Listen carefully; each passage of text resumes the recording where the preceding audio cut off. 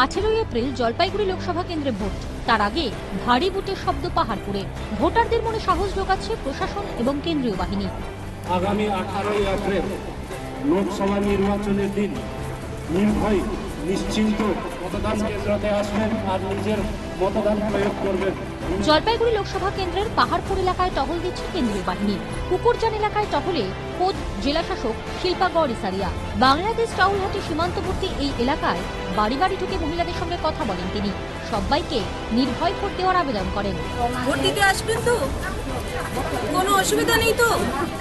আমরা এখানে চেষ্টা করছি আমাদের যা কনফিডেন্স বিল্ডিং মেশার্স আছে, আমাদের যা নন ফোর্স মেশার্স আছে সব কিছুই প্লেসে থাকবে।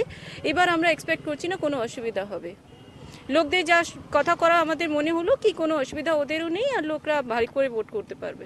অবাধ ভোটদানের লক্ষ্যে লাগাতার মাইকিং করেন রাজগঞ্জের বিডিও নরবু চোয়াং শেরপা। লোকসভা নির্বাচনের দিন নির্ভয় নিশ্চিন্ত মতদান কেন্দ্রতে আসবেন। সামনে কেন্দ্রীয় বাহিনী এবং নির্বাচনী আধিকারিকদের দিকে ভরসা পান ভোটাররা। খুব ভালো, এরকম যদি হয়ে থাকে তাহলে তো আরো ভালো হবে। ভোটটা আমরা ভালোভাবে দিতে পারবো, যাকেই দেই কেন, যদি দেশে শান্তি হয়ে যায়, বাচ্চা কাচ্চা ভালোভাবে স্কুলে যেতে পারবে।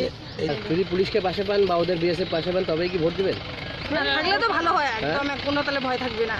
জলপাইগুড়ি থেকে নীলেশ্বর সান্যালের রিপোর্ট, জি 24 ঘন্টা।